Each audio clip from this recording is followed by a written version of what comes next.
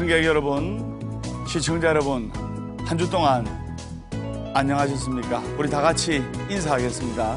술술 풀릴 겁니다. 술술 풀릴 겁니다. 네, 말 그대로 보가사법담 스님의 술술 풀리는 소원성취 이야기를 시청하시는 여러분들이나 앉아 계신 방청객 여러분들, 올 한 해 2014년 갑오년 청마의 해 하는 일이 술술 풀릴 거라 소승이 확신합니다.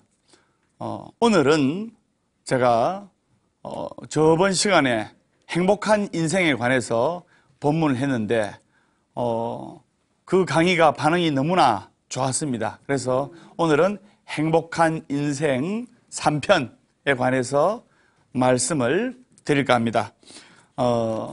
먼저 간단하게 공지사항 전하겠는데,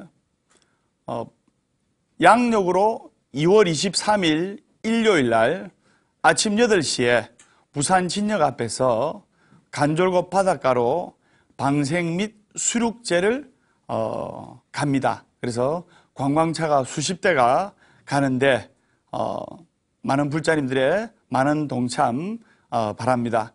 재미난 이야기 한 가지 하겠는데, 어떤 양반이 결혼을 했어요. 옛날에는 다 조선시대 이럴 때는 막 10대 후반, 20대 초반에 결혼하고 했지 않습니까? 네. 그래서 이 첫째 부인이 너무나 헌신적으로 일을 하고 또 남편 내조하고 해서 남편이 날이 갈수록 부자가 되는 거예요. 그래서 그 첫째 부인하고 같이 산 지 한 10년 만에 그 고을에서 5번째 손가락 안에 든 큰 부자가 되었습니다. 이분이 이제 등 따시고 배부르니까 이제 30대에, 옛날 조선시대에는 부인이 뭐 3명, 4명 이랬지 않습니까? 네. 그래서 둘째 부인을 얻었어요.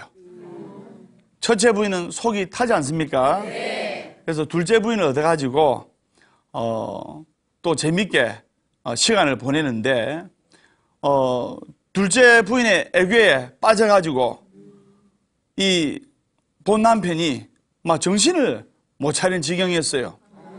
그래 또 세월이 한 10년 정도 흘렀습니다. 그래 40대 한 후반 정도 됐어요. 40대 후반 정도 되었는데, 이러니까 남자 나이 40대 후반 정도 되고 또 더 부자가 되었어요.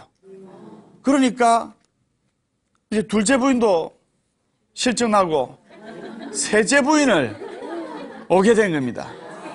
그래서 셋째 부인을 얻고 또 셋째 부인의 애교에 정신줄을 놓을 정도로 치마폭에 빠져가지고 푹 시간만 보내는 겁니다.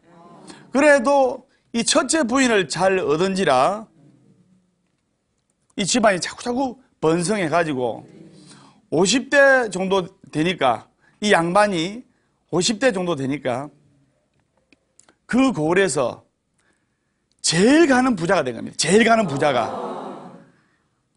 부자가 되니까 요즘 치면 재벌이 된 거죠. 요즘 치면 수백억 대의 재벌이 된 거죠. 이러니까 첫째 부인, 둘째 부인, 셋째 부인 다 실증나니까 50대 나이에, 50대 중반의 나이에 이제 젊은 여자하고 한번 살아가 보고 싶은 그런 욕망이 일어나가지고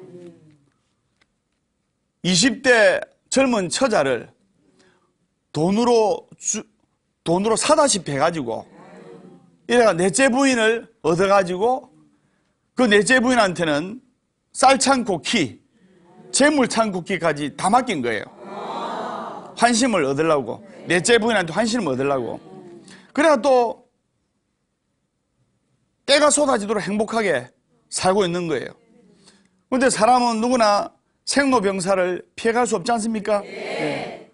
우리 부처님께서도 83세라는 연세에 니르바나, 즉 열반에 드셨습니다. 연세가 이제 70이 넘으니까 이 남자가 이제 늙고 병들고 하니까 지병이 생기고, 지병이 악화가 되니까 이제 임종을 앞둔 거예요. 그래서 수많은 재산과 아리따운 부인 4명을 두고 특히 젊은 처자인 넷째 부인을 놔두고 죽으려고 하니까 죽으면 저승에 가지 않습니까? 저승에 가면 염라대왕한테 가지 않습니까? 너무나 안타까운 거예요.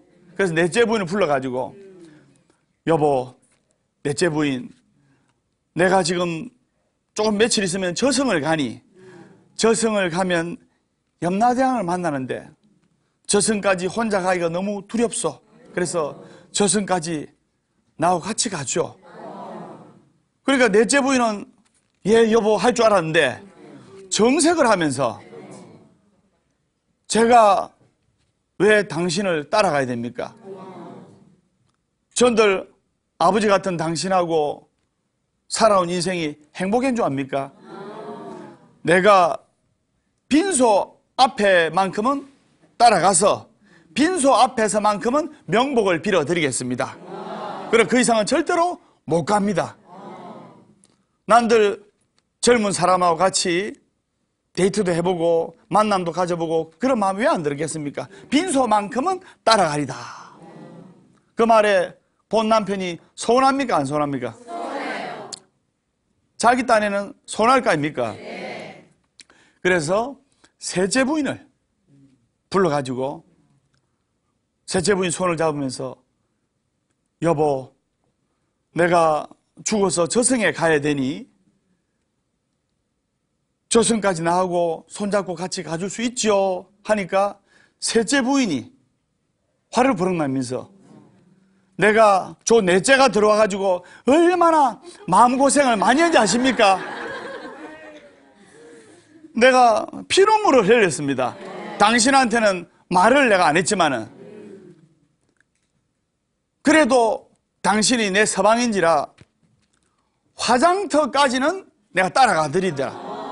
화장터 앞까지는 내가 가겠습니다. 이랬어요.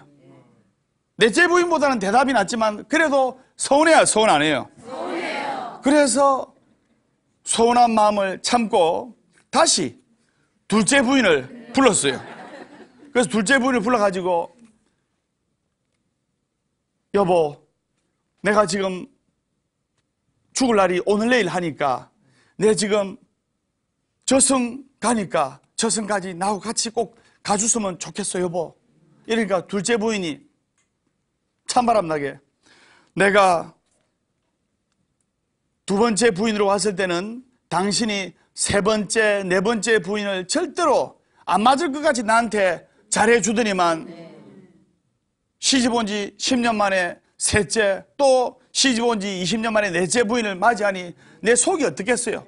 나는 당신한테 속아서 시집 온 거나 다름이 없어요. 함께 가고 싶은 마음은 틀 것만큼도 없지만은 그럼 내가 당신하고 20년간을 살았고 당신한테 메인 몸이니 내가 따라는 가겠습니다. 그런데 좋아서 따라가는 것은 절대로 아닙니다. 내가 가고 싶어서 가는 것이 아니고 당신한테 메인 몸이기 때문에 하는 수 없이 따라가는 겁니다. 원하는 대답을 이 본 남편이 얻었습니까? 못 얻었습니까? 찝찝하잖아요, 그 말이. 좋아서 가는 게 아니고 당신한테 메인 몸이니까 억지로 끌려가다시피 간다니까. 다시 마지막으로 이제 모든 희망을 버리고 체념을 하고 첫째 부인, 조강지처지요? 첫째 부인을 불렀어요. 첫째 부인이 손을 잡으면서 여보, 내가 그동안 둘째 부인, 셋째 부인, 넷째 부인을 얻어서 이러는 동안 당신은 논농사며 밭농사며 집안일이며 온갖 굳은 일을 도맡아 해왔소. 내 너무나 고맙게 생각하고 있고 당신은 조강지처인데 내가 기대는 안 합니다. 둘째, 셋째, 넷째 부인에게 다 퇴짜를 맞았기 때문에. 그러나 마지막으로 내 이야기는 한번 해봅니다. 내가 저승 가는데 저승까지 따라와 줄 수 있어? 그러니까 포기를 하고 이야기를 하니까 둘째, 셋째, 넷째 부인한테 다 퇴짜를 맞았잖아요. 근데 첫째 부인이 예, 서방님, 저는 지옥 끝까지라도 따라가겠습니다. 열려는 불사의 불근을 저는 살아도 당신 집 사람이요 죽어도 당신 집 귀신입니다. 저는 따라가겠습니다. 이제 그 말을 들은 이 본 남편이 임종할 때 그나마 마음의 안식을 얻고 편안히 임종을 했습니다.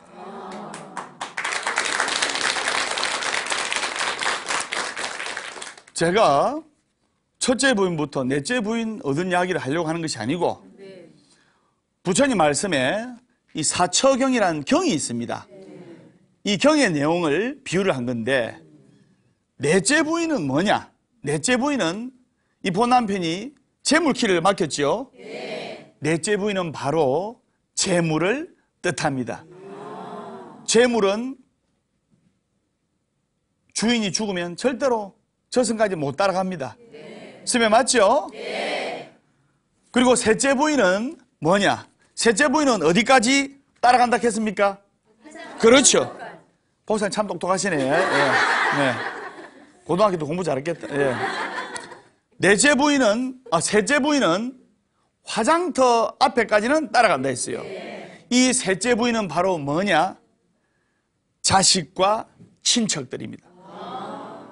여러분들, 부모님이, 아버지, 어머니가 돌아가시면 여러분들이 화장터 앞에까지는 따라가지 않습니까? 자식으로서, 가족으로서, 또는 친척으로서 화장터 안에 불구덩이 안까지 따라갈 수 있어요, 없어요? 못 가지 않습니까? 그래서 이 사처경의 말씀에 셋째 부인은 바로 자식과 친척을 뜻합니다. 둘째 부인은 뭐냐? 둘째 부인은 아까 둘째 부인이 하는 말이 나는 따라가기는 따라갑니다만은 당신한테 매일 몸이니까 억지로 따라가는 거지 좋아서 가는 건 결코 아닙니다. 이리 이야기하죠. 이게 바로 자신의 몸뚱이를 말합니다. 그래서 둘째 부인은 함께 가고 싶은 생각은 들 것만큼도 없지만은 당신이 가자고 하니까 간다고 했어요. 즉 이 혼이 마음이 즉 혼이 닿으면은 육신은 따라가야 돼요. 뇌사 상태가 되면 뇌가 죽으면 몸도 죽는 거예요. 뇌가 죽으면 나중에 뇌사 상태가 되면 모든 기능이 정지하게 됩니다. 그래서 둘째 부인은 바로 자신의 몸뚱이를 뜻합니다. 무슨 말인지 아시겠죠? 첫째 부인은 뭘 뜻하냐? 바로 자신의 마음자리, 자신 본 마음의 본연 자리를 뜻하는 겁니다. 즉 도를 뜻하는데 이걸 자성불이라고도 합니다. 우리가 모든 사람들이 자신의 마음자리는 괄시하고 천대하면서 넷째 부인인 재물, 돈, 셋째 부인인 자식, 둘째 부인인 자신의 몸뚱이에 집착을 하면서 한평생을 허황된 꿈을 쫓다가 시간을 보내는 사람들이 너무나 많습니다. 수면 맞죠? 하물며 집에서 키우는 강아지가 없어져도 하루 종일 찾아 헤매는 게, 그 강아지를 찾아 헤매는 게 사람의 마음이거늘. 근데 재물과 자식과 이 몸뚱이에 평생 집착을 해가지고 자신의 참 마음의 본연 자리를 못 찾아서 불행한 삶을 사는 사람들이 너무나 많다 이 말입니다. 우리 모두 다 같이 자신의 참 마음을 찾아서 행복한 인생을 살도록 해야 되겠습니다. 무슨 말인지 아시겠죠? 예. 제가 개인적으로 좋아하는 부처님 말씀이 있는데 사사불공이면 처처불상이라는 말이 있습니다.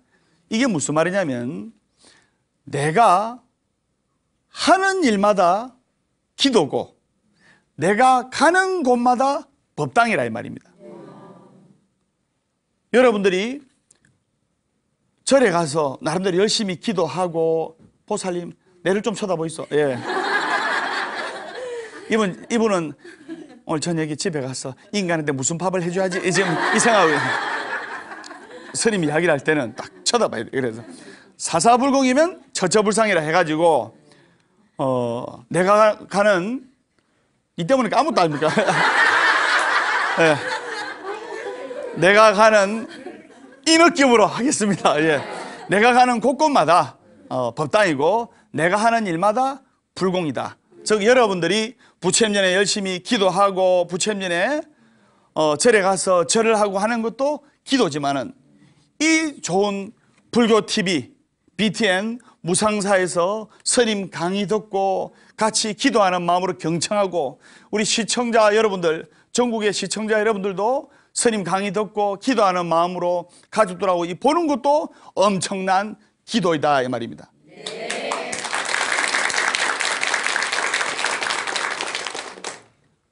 보아서 법담 스님처럼 숨쉬는 순간순간마다 부처님의 가피를 느껴야 됩니다.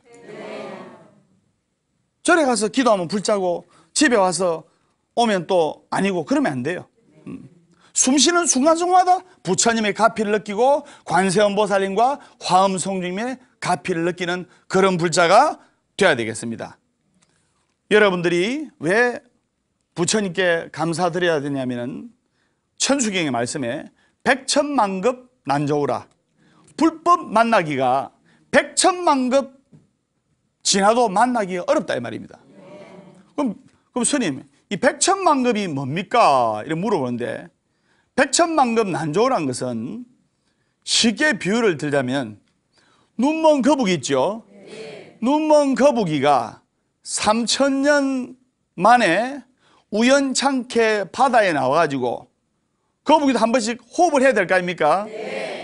3000년 만에 바다에 나와가지고 우연히 구멍 뚫린 물에 떠있는 나무 가지에 목을 걸쳐놓고 숨을 한번 쉬는 것이 바로 숨을 한번 쉬는 것과 같은 것이 바로 백천만급 난조우다. 얼마나 그러면 어려워요. 불법을 만나는 것이. 눈먼 거북이가 3000년 만에 한번 나타나가지고 물 위로 나와가지고 가지 위에 목을 걸치고 숨만 번 내뱉는 것과 같이 만나기 어려운 것이 바로 불법이라 이 말입니다. 그래서 여러분들은 항상 기도하는 마음으로 살아야 됩니다. 무슨 말인지 아시겠죠? 인생을 행복하게 살려면 가급적이면 화를 안 내야 돼요. 화를 많이 내면 화가 따릅니다. 화를 많이 내는 사람은 화가 따라요.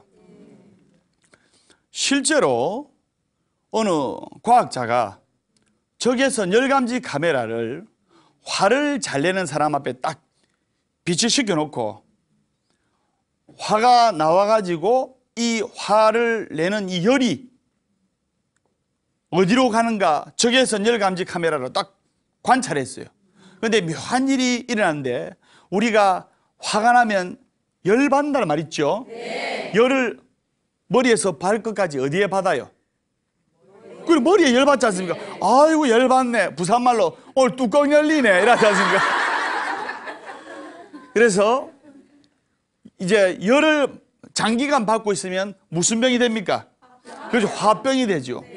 화병에 걸리면 심장도 안 좋아지고 간도 안 좋아지고 오장육부도 안 좋아지고 눈, 코, 입이 떨리고 막 밤에 잠도 안 오고 여러 가지 복합병을 일으킵니다. 보살님 얼굴 보니까 맞아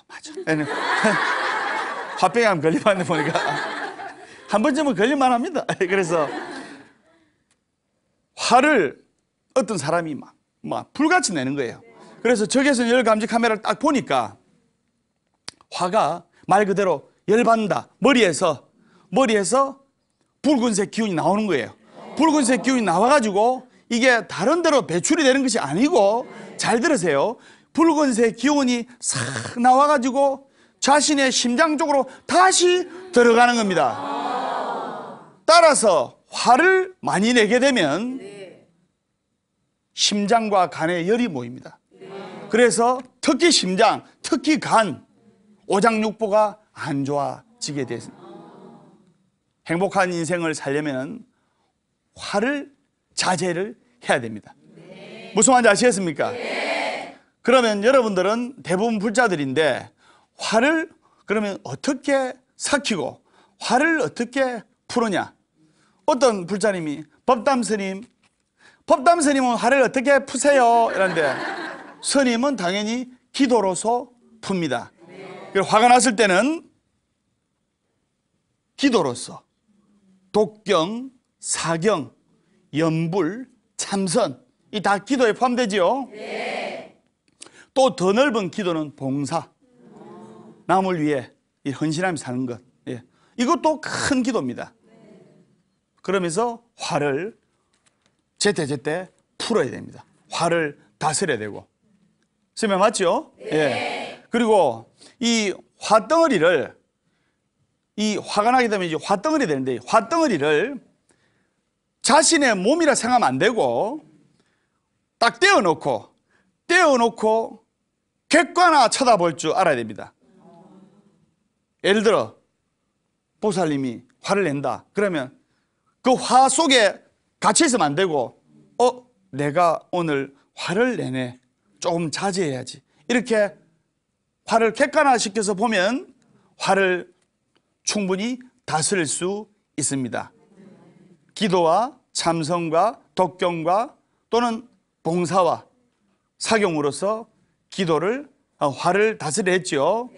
법담 스님이 또 거기에서 개인적으로 추천을 하는 화를 다스리는 법은 기도, 참선, 사경, 독경, 봉사 거기에다가 금상첨화로 플러스로 뭐냐? 노래로서. 법담 스님 노래 잘하지 않습니까? 노래로서 화를 풀어야 돼. 스님 노래로서 화를 어떻게 풉니까? 그런데 예를 들면 보살님 예를 들어 실현을 당했다. 사랑하는 사람한테 버림을 받았다. 그럼 소주 마시면 여보 하면서 이러지 않습니까? 그래 울고만 있으면 말 그대로 아까 무슨 병이 생긴댔죠? 그렇죠. 화병밖에 안 와. 그러면 노래방 딱 가서 실현을 당했다. 노래방 가죠. 가지 마오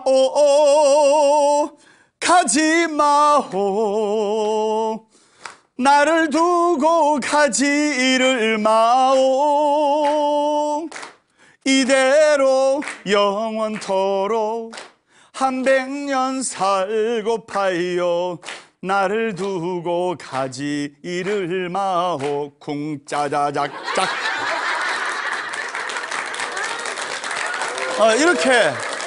이렇게 막 신나게 한판 뱉어내고 쏟아내고 하면 어느새 그 마음이 화병이 또 화가 다스려진다 이 말입니다. 무슨 말인지 아시겠죠? 네. 그리고 여러분들이 행복하게 살기 위해서 절에서 기도를 하고 또 아들, 딸을 키우고 또 남편을 위해서 방청객 여러분이나 시청자 여러분들 열심히 기도하는 마음으로 살지 않습니까? 근데 특히 우리 젊은이들은 10대 후반에서부터 20대 초반까지를 무슨 세대라 하냐면 X세대랍니다. 맞죠? X세대라 하기 때문에 그 아이들한테 왜 X세대라 하냐면 엄마가 이거 해라 하면 안 해요. 아빠가 이거 해라 하면 안 해요. 이거 하지 마라 하면 해요. 맞죠? 부모님 하는 이야기에 반대를 한다 해서 반대를 한다 해서 X세대라는데 또 사람의 심리가 심리학적으로 보면 하지 마라는 것을 더 하고 싶을 때가 많아요. 하지 마라는 걸수록 더 하고 싶어요. 이것을 심리학 용어로 아이러니 효과라 하는데 모순된다는 말이죠. 그래서 가급적이면 여러분 자녀분들한테 하지 마라 이래 하지 말고 예를 들어 엄마 컴퓨터 오락 오늘 새벽 1시까지만 할게. 그러면 엄마들이 그럼 해라 하면 안 되고 예. 예. 그러면 보통 엄마들이 하지 마라 하지 않습니까? 이왕이면 긍정의 말로 유도를 해야 돼요. 그럼 너 내일 숙제 있지? 엄마 그럼 숙제만 완벽하게 다 해놓고 해라.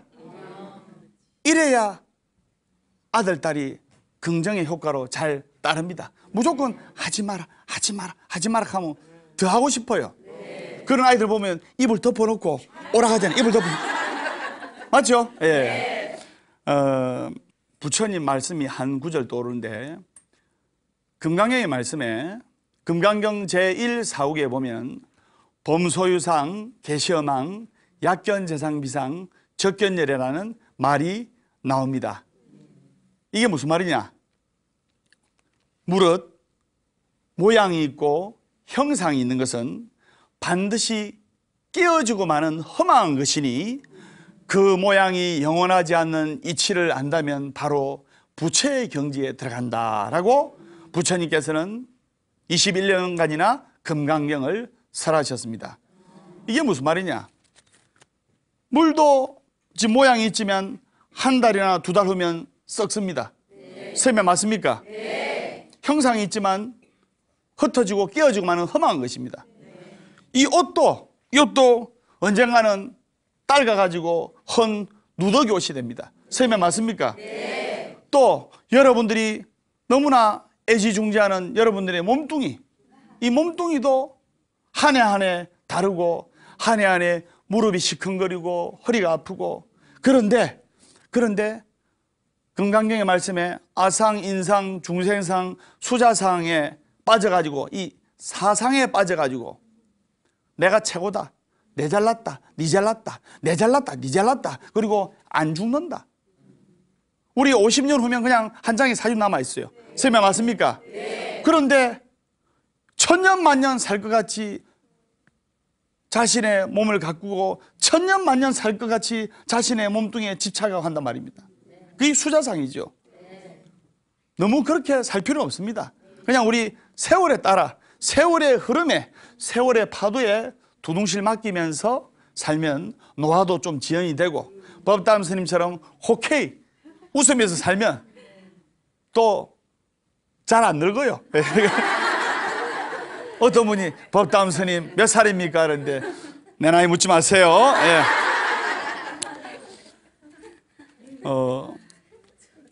실제로 미국 조지아주의 초등학교 때 어느 초등학교 선생님이 실험을 했는데 뭐냐면은 그 미국 조지아주의 초등학교에는 빈민가였어요. 빈민가. 그리고 아이들이 1학년 초등학생인데 1학년 초등학생 정도면 뭐 받아쓰기 적당히 하고 동화책 정도는 또박또박 뭐 어느 정도 읽을 수 있는 나이 아닙니까? 그런데 거기에 있는 아이들이 많이 배우지도 못했고 사회 형편도 어렵고 유치원도 잘 못 갈 이런 수준이고 하다 보니까 성적이 너무나 엉망인 거예요. 1학년 초등학교 학생들이. 그러니까 선생님이 묘안을 내어서 이제 칭찬 기법으로서 이 아이들의 성적을 한번 끌어올리기로 실험을 했어요. 그 공부 못하는 1학년 아이들을 오늘부터 여러분들은 이 선생님이 여러분들을 학자라고 부르겠습니다 이랬어요. 1학년 공부 못하는 아이들을. 그러자 1학년 아이들이 학자란 말이 생소하지 않습니까? 8살 아이의 수준으로서는 선생님 학자가 뭐예요? 그러자 선생님께서 예, 학자는요 배우는 것을 즐거워하고 그리고 즐거운 마음으로 배워서 남들에게 행복한 마음으로 가르쳐 주는 것이 학자입니다. 이렇게 이야기를 하니까 아 그렇구나 하면서 그래서 아이들 이름 부를 때도 예를 들어 홍길동이다. 그러면 홍길동 학자님 또 아무개 학자님 하면서 학자로 불러주니까 아이들이 정말로 자신이 학자가 된 것 마냥 이렇게 어깨도 으쓱하면서 집에 가서 예습복습도 열심히 하고, 그리고 무엇보다 중요한 것은 그날 선생님한테 배운 것을 부모님한테 가서 아빠 엄마 오늘 선생님한테 배워서 내가 학자니까 가르쳐 줄게, 잘 들어. 그리고 누나 형님한테 또는 동생한테 또는 언니한테 그런 식으로 가르쳐 주는 거예요. 그러니까 부모님 입장에서는 그 8살짜리 꼬맹이 아이가 집에 와서 선생님한테 배웠다고 하면서 이렇게 가르쳐 주니 그래 잘한다 잘한다 그래 해봐라 하면서 기특한 마음을 가질 거 아닙니까? 그런데 6개월 후에 놀란 일이 생긴 거예요.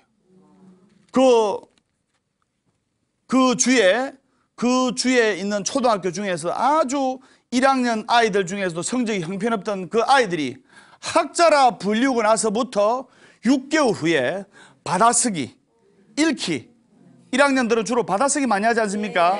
받아쓰기, 읽기 테스트를 하니까, 받아쓰기, 읽기 시험을 치니까 2학년 수준이 된 거예요. 2학년 수준의 성적이 나온 겁니다. 1학년 1학기, 초등학교 1학년 1학기 마칠 때쯤 되니까 거의 2학년 수준이 된 거예요.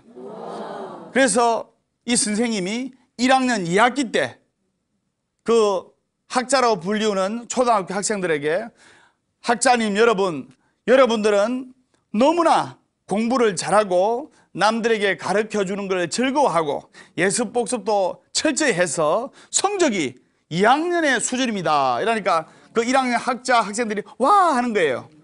그래서 1학년 2학기인 오늘부터 여러분들을 2학년 학자라고 부르겠습니다. 이랬어요. 아이들이 더 자부심을 느끼고 더 흥미를 느낄 거 아닙니까? 남들은 아직도 1학년인데 자기들은 2학년 형 누나와 같은 성적으로 공부 잘한다고 인정을 받으니까. 그래서 그 2학년이라 불리우는 학자 어린이 학생들이 더욱더 열심히 하고 선생님 말씀에 즉 배우는 것 자체를 즐겼단 말입니다. 억지로 이게 아니고 법담선생님 보세요. 정말 즐겁게 하고 있지 않습니까? 예. 어떤 분이 이래요. 저렇게 방송을 좋아하는 스님이 왜 이제 나타났노? 이래요. 그 2학년에 불리우던 학자 어린이들이 더 공부도 열심히 하고 가르쳐 주는 거 열심히 하다 보니까 이제 1학년 2학기를 마칠 때쯤 되니까 이미 3학년의 실력이 되더란 겁니다. 3학년의 실력이. 그래서 그 아이 학생들이 학자라 불리우던 어린이들이 아주 좋은 성적으로 중학교, 고등학교, 대학교까지 실제로 갔습니다. 이게 뭐냐? 여러분들 행복한 인생을 살려면 칭찬과 격려와 용기를 줘야 돼요. 보는 사람마다 내 옆에 사람들한테 칭찬과 격려와 용기를 주고 내 자식들한테는 말할 것도 없고 내 가족들한테는 말할 것도 없고 그러다 보면 어느새 자신도 법담 스님처럼 칭찬과 격려와 용기와 희망 속의 주인공이 될 수 있다 이 말입니다.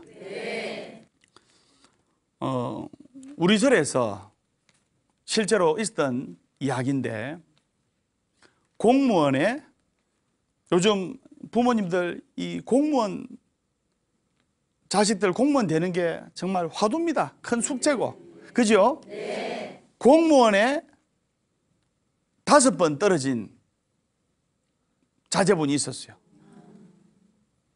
나이가 한 30살 정도 됐는데 울산에 사는 신도림이었는데 그 절실한 불자였어요. 그 울산 절에 다니고 있었는데 보화사 법담 스님의 술술 풀리는 소원성취 이야기 이 코너를 TV에서 우연찮게 봤어요.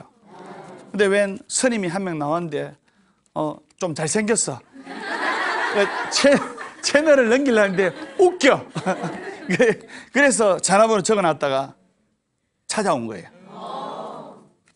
그래가지고 이제 그분과 스님이 이제 울산 불자님과 스님이 친견을 했는데 보살님 소원이 뭡니까? 그러니까 예, 우리 아들이 공무원에 5번 떨어졌는데 공무원 중에서도 어렵다는 이 법원 쪽 공무원, 검찰 공무원이 되는 게 소원입니다. 그런데 경쟁률이 94대 1입니다. 그래서 제가 94대 1, 94대 1. 그럼 한번 해봅시다. 단 보살님 조건이 있습니다. 스님, 무슨 조건입니까? 아들을 울산에서 일주일에 한 번씩 데리고 오세요. 그 아들이 키가 법담 스님보다 더 커요. 그래서 그 아들을 이제 마주한 순간 아들에게 용기와 격려와 희망의 메시지를 전하고 법당에서도 전하고 이렇게 했는데 아들의 소원이 뭡니까? 법원 쪽에 검찰 공무원이 되는 게 정말 소원입니다. 그리고 검찰 공무원들이 법원 쪽 공무원들이 갖고 있는 카드 있죠?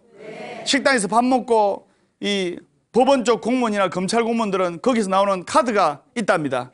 그 카드로 짝 꺼가지고 밥 안 먹어보는 게 소원입니다. 자기 친구 법원 쪽 공무원하고 밥을 먹었는데 어깨 힘 빡 주면서 밥 먹고 나서 친구야 내가 살게 있어봐라 하면서 법원 쪽 공무원을 샥 그래도만 샥 너무나 부럽다는 거예요. 엄마 친구들은 4-5번이나 떨어졌으니까 그냥 막 포기하고 일반 회사에 한번 들어가 봐라. 이제 엄마가 그 이야기를 아들한테 조심스럽게 전했어요. 아들이 이걸 받아들일까요? 안 받아들일까요? 안 받아들이잖아요. 엄마 내가 30평생 공부한 게 어딘데 내 마지막으로 법담 스님한테 매달려가지고 한번 도전해 볼게. 이래서 스님하고 같이 기도하고 일요일마다 같이 일요가족법회에 오고 이래가지고 이번에 며칠 전에 검찰 공무원에 그 꿈에도 그리던 검찰 공무원에 당당히 합격해가지고 까만 양복 입고 엄마랑 환하게 보각사에 와서 소원성지 발표하고 앞으로 공무원으로서 열심히 살아가겠습니다 하면서 다짐을 한 그런 이야기가 있습니다. 여러분들 살아있는 한 희망이 있으니까 결코 포기하지 말고 기도하고 괴로우면 기도하고 외로우면 염불하고 조용하면 참선 독경하시기 바랍니다. 무슨 말인지 아시겠죠? 네. 끝으로 질문 받겠습니다. 예, 보살님 말씀해 주세요. 예. 법담 스님 말씀 참 잘 들었습니다. 예. 무뚝뚝한 남편 때문에 고민이 많습니다. 어느 정도냐면 예. 대화를 할라치면은 신문만 쳐다보고요. 예. 무슨 대답 한번 듣기로 제가 숨이 넘어갈 지경입니다. 예. 어떻게 하면 좋을지 좋은 말씀 부탁드립니다. 예. 무뚝뚝한 남편 때문에 과묵한 남편 때문에 고민이다. 네. 충분히 그럴 만한 고민이 있겠네요. 박수 한번 드리세요. 그 전에 앞서 보살님 무슨 산을 좋아하십니까? 북한산이요. 북한산요. 예. 그러면 어느 바닷가를 좋아하십니까? 동해바다. 동해바다. 좋죠. 동해바다. 예. 그러면 강아지 좋아하세요? 싫어하세요? 좋아합니다. 강아지 좋아하고. 예. 그러면 아까 북한산을 좋아한다 했죠? 네. 북한산에 올라가면 북한산이 보살님한테 다정하게 이야기를 해요? 안 해요? 해요. 뭐라 이야기하는데요? 마음속으로 하면 너무 시원해요. 아니 그러니까 북한산이 뭐라고 이야기를 합니까? 잘 왔다고요. 잘 왔다고? 예. 예. 정신과 치료 좀 받아봐야 되겠네. 그 다음에 동해바다에 가면 동해바다가 뭐라 합니까? 잘 왔다고. 잘 반긴데. 왔다고. 그래요? 예. 네. 그러면 강아지가 보살님 보고 뭐라 합니까? 반갑다고요. 반갑다고. 그 남편은 오면 뭐라 합니까? 아무 대꾸가 없어. 아무 대꾸 없어요. 산에 가서 북한산에 가서 북한산이 반갑다고 느낀 것도 보살님 마음이요. 네. 동해바다가 반갑다고 맞아주는 것도 사실 동해바닷가가 와서 반갑다 안 합니다. 보살님이 그렇게 느낀 거예요. 강아지가 아무 말 못하지만 보살님이 반가운 마음으로 보니까 꼬리치고 그런 거예요. 네. 보살님은 행복한 고민에 빠져 있는 거다. 왜냐? 요새 도박하는 남편, 알코올 중독 남편, 바람 피우는 남편, 사업에 망한 남편 얼마나 고민거리가 많습니까? 남편이 그나마 성실하게 일 잘하고 집에 와서 말수만 좀 작다 뿐인데 또 남자가 말이 너무 많아도 앉아 따따따따따 좀 남자가 묵직한 맛이 있어야지. 법담 스님도 이 방송에서는 따따따따따 이래도 저리 가서는 오호 이래 합니다. 무슨 말인지 아시겠죠? 네. 그러니까 오늘부터 부처님 전에 남편에 대한 감사 기도를 하세요. 아무 탈 없이 무탈하게 월급 봉투 갖다 주는 우리 남편의 교통안전과 안전운행과 또 남편의 건승을 바라면서 오늘부터 여보 감사합니다 하면서 진심으로 감사의 마음을 가지면서 남편을 맞이하고 남편을 대하면 이 보살님 행복한 꿈이 맞죠? 예. 남편이 바람 피운다 생각해보세요. 예. 말 한마디도 안 해줬다 그죠? 바람만 피우지 마라 할 거 아닙니까? 그죠? 그래서 그 고민이 감사의 남편에 대한 감사의 기도로 회양이 되면 보살님 고민이 해결되라 소승이 확신합니다. 고맙습니다. 그래서 여러분들 보가사 법담 스님의 술술 풀리는 소원성취 이야기 행복한 마음을 가지고 또 기도로서 화를 다스리고 또 칭찬과 격려와 용기를 내 옆에 사람들에게 복돋아주면 행복한 인생이 될 겁니다. 법담 스님의 술술 풀리는 소원성취 이야기 다음 주 뵙겠습니다. 술술 풀릴 겁니다.